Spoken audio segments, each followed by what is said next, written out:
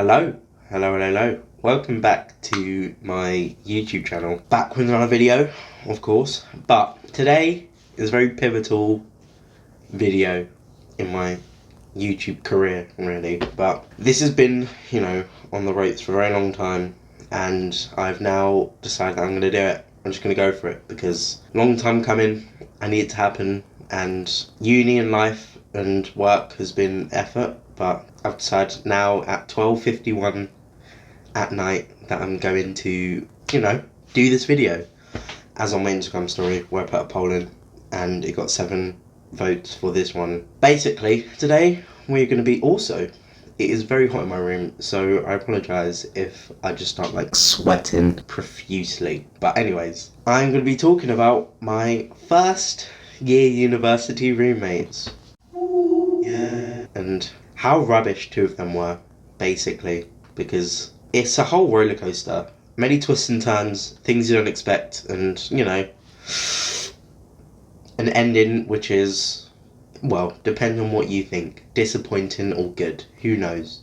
But yeah, let's get into this whole story. So, obviously first year, you're having one of the rooms where you're in halls and everything. So, moving to my flat, everything's going well, room looks pretty okay, typical moving in stuff if you've been to university. I guess the first few months was pretty good.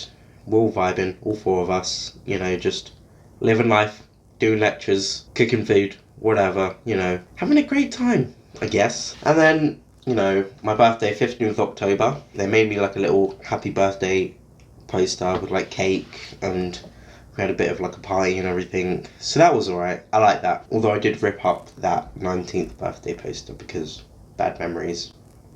But anyways, everything's going alright. Everything's going chill. It gets nearer to Christmas and stuff like that. And one of the first signs is when 2 of my roommates left. One of them called Ruby, which I'll say because she doesn't want a name in this, which is completely fair. So Ruby leaves the accommodation completely. That was just due to, obviously, the 2 roommates being kind of rubbish and also just financial problems. So, yeah. And one of them left to go to Dubai, back to her home country, and never came back. Get into that a bit later. The first sign was he had a party during COVID. During the COVID where you're not allowed really any people over, and uni, you're not even allowed to go into uni and stuff. Full on flat party. And I'm like, wow. I have asthma. This isn't really a good thing for me because asthma, COVID, it's like a death sentence in itself. But yeah, woke me up in the middle of the night during that party to ask me, do you have cards? Shut up. It's late. I want to get to sleep. I'm in my bed. Just shut up. There's some other signs as well. I'm looking at my computer at the moment. He broke the cord that connected the TV to the box, so I was no longer allowed to watch Taskmaster and E4 and Channel 4 while I was cooking and eating, and he just never told anyone about that, so that was really annoying. So now I just had to eat in my room for quite a lot. One time there was a big puddle, not even a puddle, quite a bit of oil in the bin that was leaking out of the bin. So I had to go and wash that as well. Not even my fault, but it was stinking. So I had to wash it with fairy liquid and everything. Ugh. Yeah, so obviously Christmas, I explained. Ruby left. Jess went back to Dubai and she's white. That's important later. So yeah. And so I left for Christmas, obviously 1st of December. I didn't come back till April because they told us not to go back and I listened to the COVID rules, unlike some people. And yeah, I was just at home doing lessons, all the things you do, uni online, which was quite bad. When I came back, I want to say it's about April, maybe. Walked in, flat was an absolute mess. Absolutely just, everything was everywhere. I've got a list here, so I'm going to read a bit from this list. So, the entrance was dirty, had leaves everywhere, rocks, just an absolute mess. A tip looked like the leaf blower just gone through it and just littered everywhere, essentially. The kitchen, entirely dirty, never been cleaned. I know that as a fact, that kitchen was never cleaned while I was here. Because I did all the cleaning. in that flat. There was mouldy water in the mop. It had like a layer of just congealed mouldy thing that to throw away. Also stank as well. You never use that, I can guarantee you that. The fridge was stained with a lot of weird stains, like leaking to the bottom of the fridge, and like a dry stain on his shelf, which was really weird. My dad had to clean that up. And there were still dishes in the sink which had been left there. I don't know when he went, and when I came back I don't know what the time frame was, but there was dirty dishes in the sink. Didn't even clean up before he left. This was the absolute worst one. So he had some kind of oil spill apparently, and it leaked into my cupboard, and it went in my mugs, my cutlery, so I had to wash all of that, and he didn't even bother mentioning it or saying it. So I came back and I had to clean all that out, and I'm pretty sure there's still oil there when I left as well. Me and my dad also had to pay parking just so that we could clean it up, because I thought it was going to be a quick in and out job. It was not. So we had to pay parking as well. So I was like, when I'm out on a walk, I'm going to confront him on the group chat and say, hey, you did all of this, you didn't do all of this, you were messy, can you please apologise and make sure you clean up in the future? And he just dismissed every single thing. Dismissed all of it. And was like, well, you had this ketchup stain, so you also kind of dirty. Does that matter?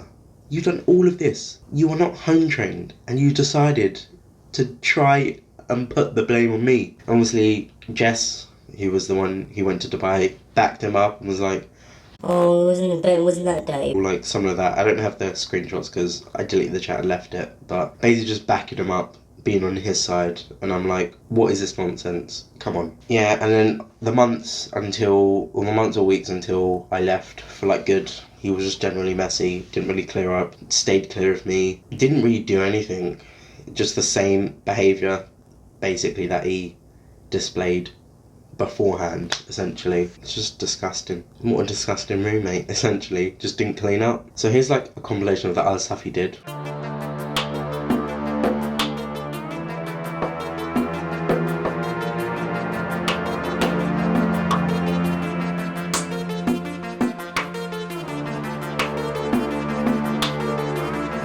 And like, it wasn't that bad, as you can see, but like, imagine just having to clean up after him time and time again, and like vacuuming and stuff just because there's food and stains everywhere. Like, it's just pissed me off to a high degree. So obviously, university ended, got out of the house, chilling at home, whatever, watching YouTube, starting a YouTube channel. Couple weeks, months later, in like August, some people were racist to me. I have a YouTube channel explaining all of that. I'll link it. But yeah, I had a racist kind of attack on me on social media. So I left social media for a bit and then came back, like posted the evidence saying like, this is what happens when you don't keep your friends accountable, obviously. I don't want to recap over it because I've already done that. And then Jess had the absolute gall to message me on Instagram and say, but it's not all white people. Wow.